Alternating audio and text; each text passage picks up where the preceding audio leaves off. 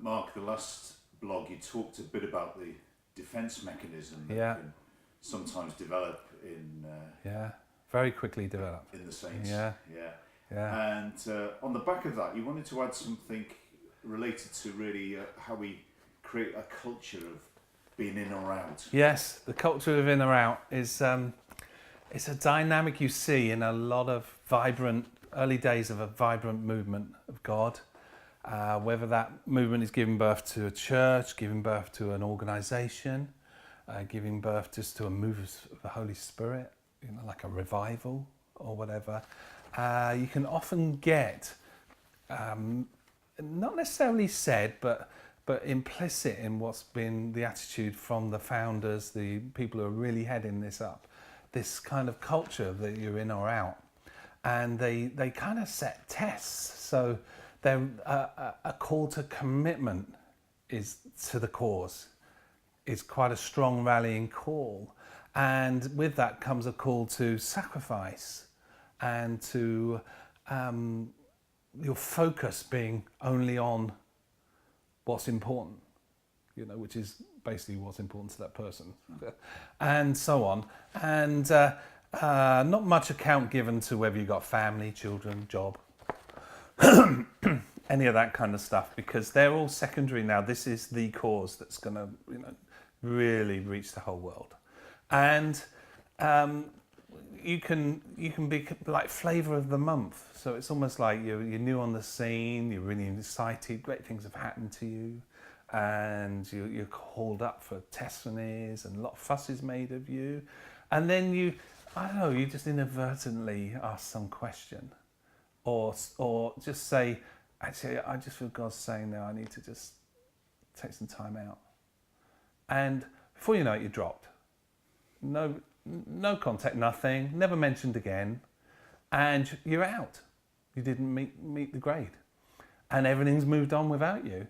And you will find very quickly a trail of people who were really caught up with this move of God, who then are quite like, oh, what happened there? I was really into this, and now, and such a fuss was made of me, and now nothing. No one's talked to me. No one said why. What did I do wrong? What did I say? Is there anything I need to apologise for? There's just emptiness there, nothing. And that is quite a regular feature of things, and there's no need for it. It's easily could be done in another way. And another thing that happens, and this especially happens with communities that develop, either church communities or missional communities or organisations. There's certain unwritten kind of rules that exist, that are shaped by the almost the unsaid things, but are there. And you live by that, and it's almost like you've covenanted together to be in this for life together. And this is it. This is the great thing. And why would you get involved in anything else? And all of that kind of stuff is going on.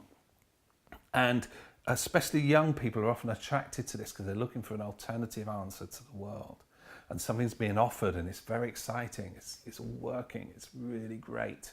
And they'll burn bridges. They'll stop their qualifications. They'll give up prospects of jobs. All of that kind of thing. And they're become part of this unspoken order of people that made great sacrifice for the cause. Down the road, some will feel led to do something else, and they're made to feel bad for that.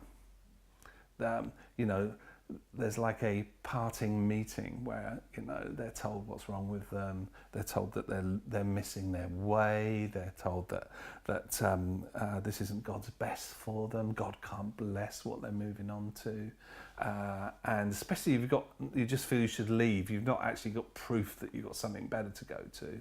You're made to feel really bad about that, and it's like you're breaking the vows, and you leave with a cloud over you. And this can be very common amongst organisations, especially in the early days. They don't recognise what a destructive trail they're leaving. usually an organisation at some point will catch up with that and they'll make a change, a policy change. And so it's very common for new mission organisations to be like this.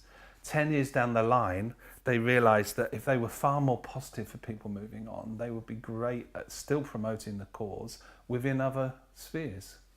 And great at recruiting new people and all that kind of thing. And good, just good in life for their experience. So by giving them a good ending, a good moving on, that it's a very positive experience all round. But in the early days of movements, unfortunately, that isn't usually a dynamic that's at work. And it's so easy to do, to just bless people when they move on.